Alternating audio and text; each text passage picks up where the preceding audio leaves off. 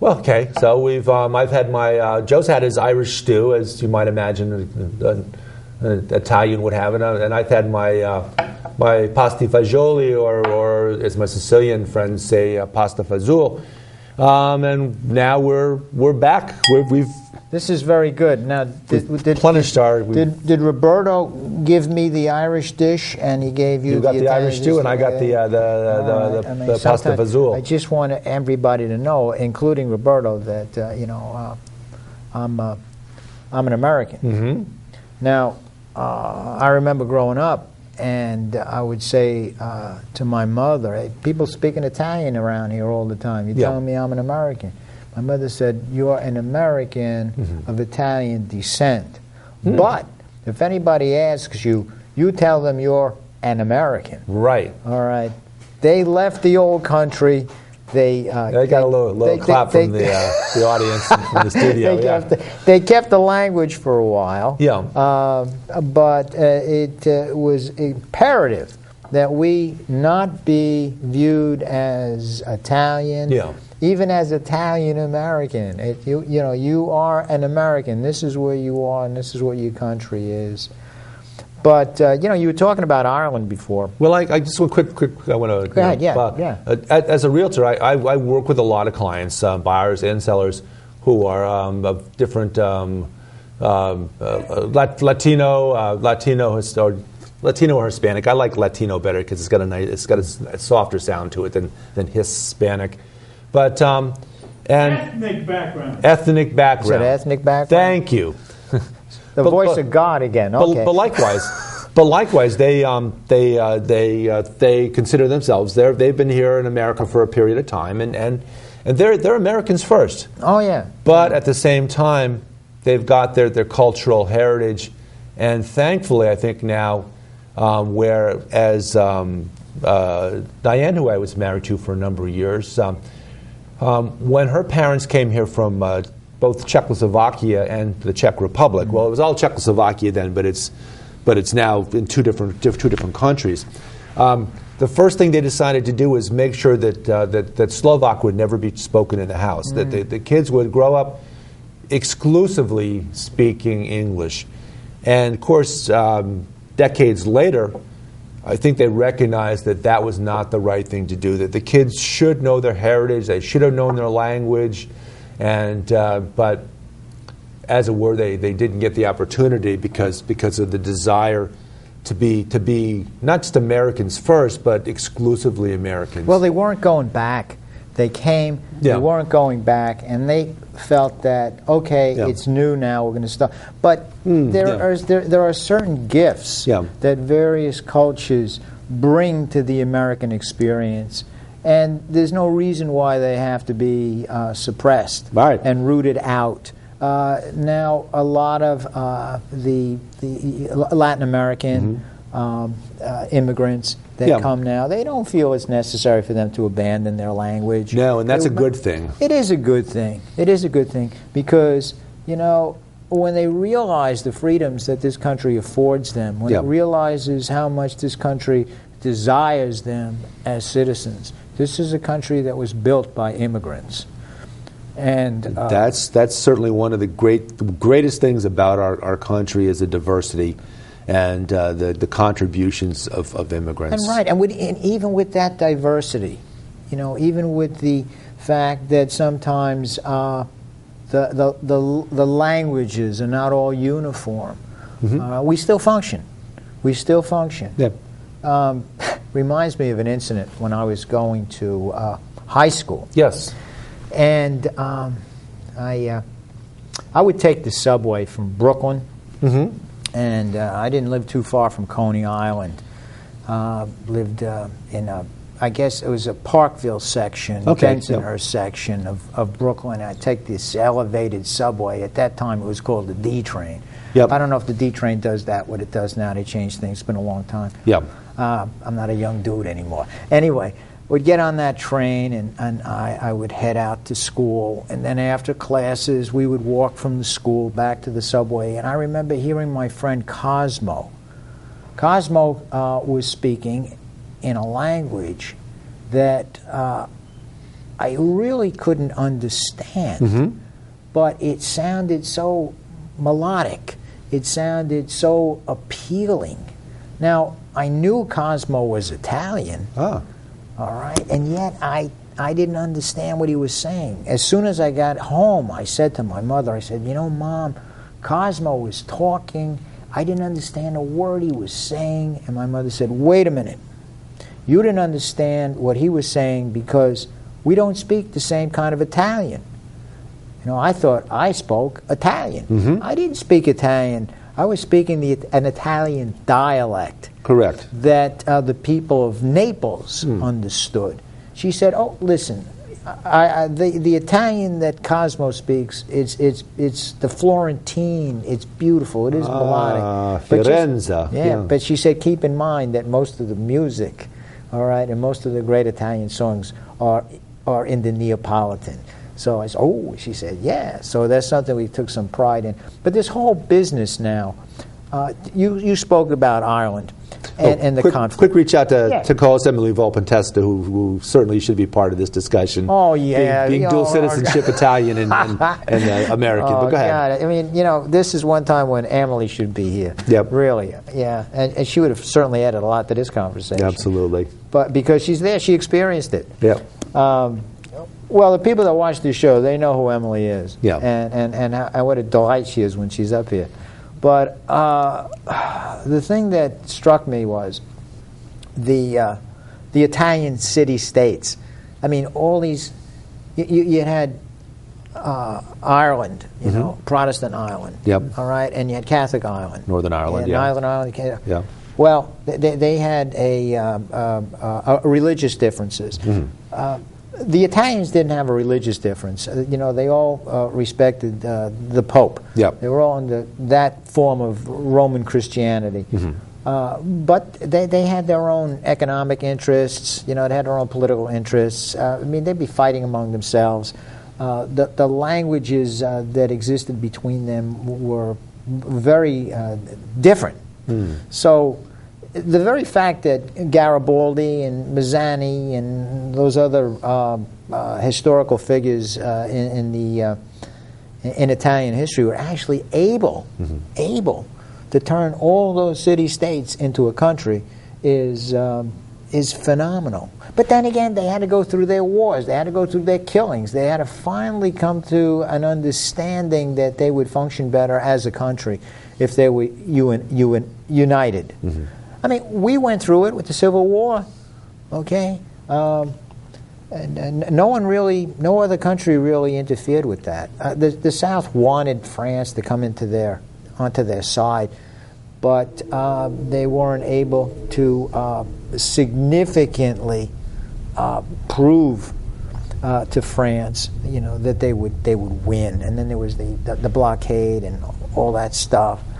But the bottom line is, countries have to be left to their own so that they can find their way and achieve their destiny. When other countries interfere and try to manipulate the process of their development, they're doing a disservice to them. And not only that, when we're presumptuous enough to think, we've already blew it once, we should have learned our lesson. We go in there again, it's definitely not going to be to their advantage or to our advantage. It'll just be impeding a natural process that has to work itself out. And the sooner it works itself out, the better. Because the further we go into the future, the more destructive and horrible the weaponry is going to be. So if they got to work it out, and it's got to be sooner rather than later. It's a good point, and also to go a little bit beyond that with the notion of regional. It's a regional conflict now. You've got a number of countries that are drawn into that, and there's become part of that conflict. But the solution is in the other countries in the region, the more stable countries. Saudi Arabia being probably the most prominent and the most qualified, the most able to step in and help resolve this conflict, because they're they can relate better to folks in their region than we can. Even if they're, I don't want to use the term invaders, but when they're involved in a regional disagreement and settling it and solving it, finding solutions for it, they're more acceptable for them to be there than for us to be there, taking charge of the situation. Yeah, you have to kind of look at the two primary protagonists. One of them being Iran, and the other one being Saudi Arabia. Correct.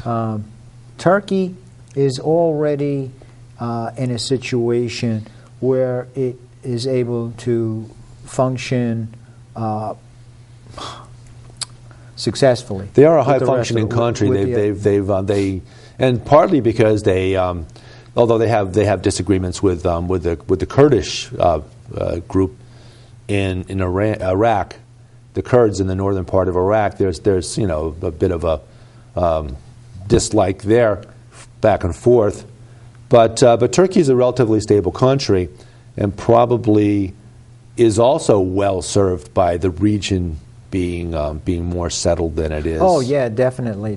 And interesting enough, when you look at Saudi Arabia and when you look at Iran, the Iranian government right now is not necessarily the best reflection of what the Iranian people could benefit. Yeah, they haven't been for a long time, but Iran's a very young country. Very young country. A lot of the older people, a lot of the fundamentalists died off in the Iraq. They're very hip. War. They're very hip. The young are very hip, very pro, and they're the folks that would love to be in a conversation with us and our people and enjoy each other's company, so to speak. They're the future of Iran. Yeah. And it's conceivable, very conceivable, that there will be a development in their country whereupon they're able to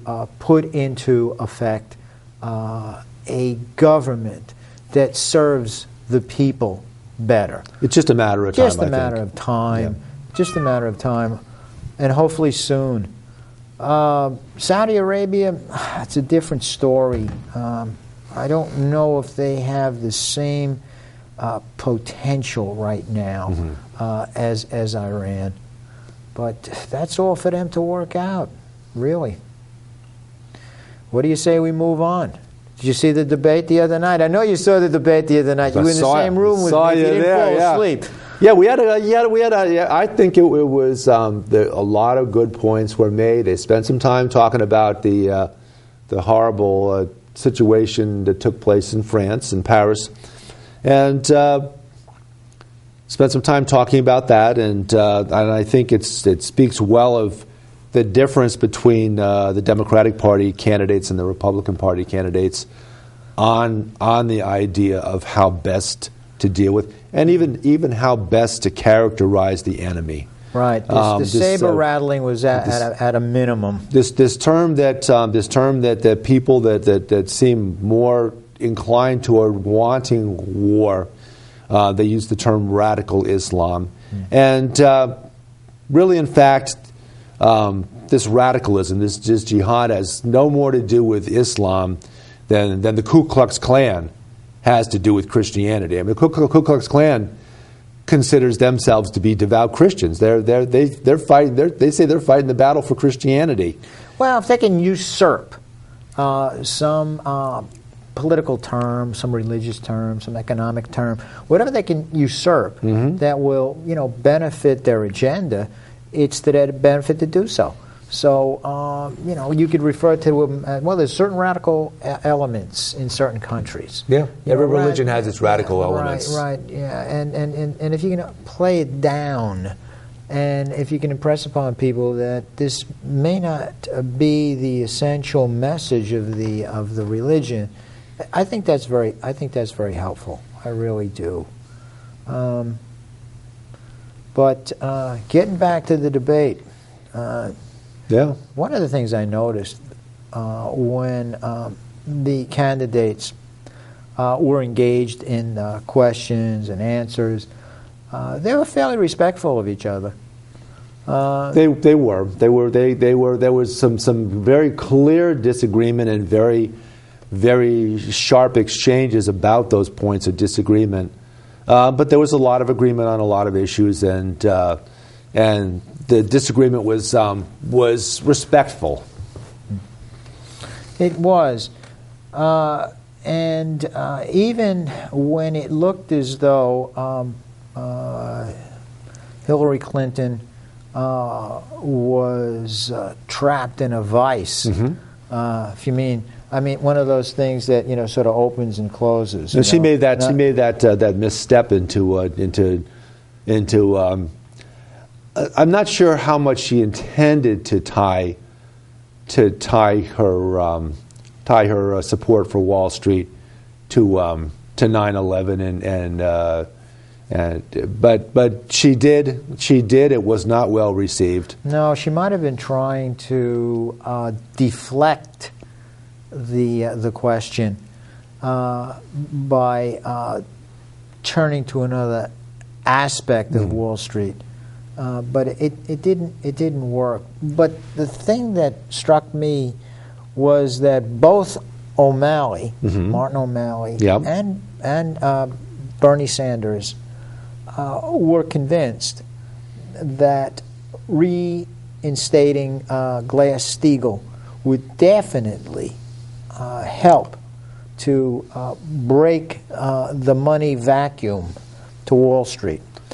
Quick note: look it up. Glass-Steagall. It was an act that was brought in by the Congress in the beginning of the Depression in the 1920s, 1930s, when Wall Street was acting very much like it's acting now, gambling other people's money, and then falling back on the government to bail them out when they made bad moves with our money. Well, and it worked well. It kept us out of a depression for from 1930ish to 2008. And but when Glass-Steagall was pretty much dismantled in 1999 by the Congress, and banks and investment houses were allowed to gamble, to act more like gamblers and like investors. Speculative casino type operations. Yeah, very much so. Things that were not part of the normal banking procedures. Right. And it all blew up. And it all finally blew up in 2008. And all of a sudden we had to bail them out. Companies like Lehman Brothers and the rest of them that were that AIG. They made their own. They made their mistakes, and here we were bailing them out for making bad investment decisions, which in good times led them to become very wealthy, and in bad times led us to be very poor, bailing out their bad mistakes. If Glass-Steagall was in effect, all right, and if it was not removed, there still might have been a downturn. Downturn, yes. Meltdown, no. Yeah, well, not to the same extent, because less institutions would have been a part of it. Yep. In other words, there were a number of mortgages now that were being packaged, if I remember. Yep. And those they were bought by Wall Street, and then Wall Street can turn them into an investment operation. Now, there are certain qualifications for a mortgage, and you can't get a mortgage if you don't have a job, if you don't have income. You can't pay it back. But what happened was that was part of it. But as a realtor, I can tell you that a lot of it was that people were encouraged by mortgage brokers, not just to buy as much of a home as they could reasonably afford, but also to take things like variable rate mortgages, which were very attractive at the time, and the thinking was, well, don't worry about it.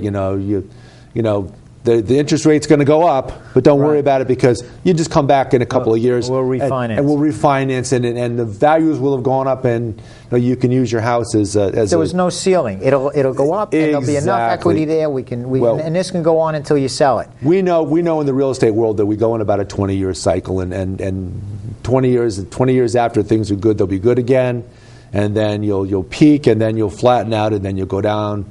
These are all like 5-year segments, generally speaking, peaking and then a flattening out for 5 years, and then a drop in values for about 5 years, and then it flattens out for about 5 years, and then you start back up. So this is kind of what happens. But they were packaging them. They were packaging bad loans that were risky. With the good loans. With the good loans. With the understanding that it wasn't going to sour the batch. The number that were in there weren't really sufficient to, and they were. They can be absorbed. Certainly were sufficient. But with the demand was so great that they were putting too much toxicity in the package, and then, it hit. But the thing that Bernie Sanders is keyed into is that it can't happen again, but it will, right? Unless certain procedures are put into place, and one of which is to bring the Glass-Steagall back. And we brought in Dodd-Frank, but Dodd-Frank is a very watered down law relative to Glass-Steagall. It's really hard now to reinstate Glass-Steagall because Wall Street has become so powerful. But I think that's all the more reason why we need to do it. All the more reason. But we don't. All the more reason why we need to do that is because of the dangers. How are we going to do it? How are we going to do it when all the politicians now are beholden to Wall Street? That's the dilemma. It starts from the White House, and I think President Obama's done a pretty good job of leadership on that. But I know that President Bernie Sanders would do a better job of leadership because he's less friendly with the Wall Street group than anybody else in Washington. It's more than just friendship. In the case of Hillary Clinton, there's a tremendous amount of money that's going to go into her treasury. Right. And when she starts gearing up stronger with her campaign, as we get closer and closer to election time, her name is going to be front and center. It still is. Mm-hmm. This puts other politicians that are clean. All right, they have a harder hill to climb. That's why the American people have to. They're obligated. Well, they should feel a sense of obligation. I mean, certainly we're going to lose our country to big money. We're going to be stuck being under the control of an oligarchy with a laundered look, a front of politicians that are going to be giving us the impression that they're our elected officials, but they're in essence not. They're the pawns of the oligarchy. Unless we do what we got to do to take our country back. Well, certainly Bernie pointed out, and I don't think anybody can disagree on this point, is that when you take large sums of money from somebody, they're not giving you contributions, campaign contributions. It's an investment in their eyes. Right. They're giving you the money and they expect something back in return. This is fairly indisputable. They're not in the business of giving campaign contributions out of a sense of the goodness of their heart. It's meant as an investment, and they want something back in return, and that's pretty indisputable. Well, he said it, and it was billions of dollars. I think he said. What did he say? I think it was roughly about of the amount of money that Hillary Clinton's gotten in her campaigns over the years. Billions of dollars. Something like $5 billion spread over the last 10 years. Oh yeah, over the last 10 years. So about half of $500 million. Right. That's for lobbying, campaign contributions, just to see to it that they're deregulated. Right. to get deregulated and to remain deregulated. And So look, regulation's a good thing, and even our friends that are libertarian, that understand that they want less government interference. They recognize that you need to have a counterbalance. Need rules for fair play. Yep, you need a counterbalance to big corporations and government. Corporations and government serve as a counterbalance to one another, and that way, companies don't have the opportunity to run rampant with what they do, and to make the bad investment decisions that led to what happened in August, September of 2008. You know, just on a lighter note, I like to look at baseball sometimes. Love it. You know, because I think sometimes baseball is and pasta fazool. Pasta fazool. You know what pasta fazool is, don't you? Bean soup. Well, beans and pasta. Bean and pasta, yep. Yeah, very tasty dish. It is. This is one Irish lad who grew up at my friend Johnny Girardi, who's now known as Ratso. I grew up in Johnny's house down the street, and Alice said, his mom Alice, whenever I would go down there, she would give me you look so skinny, come let me give you some pasta fazool.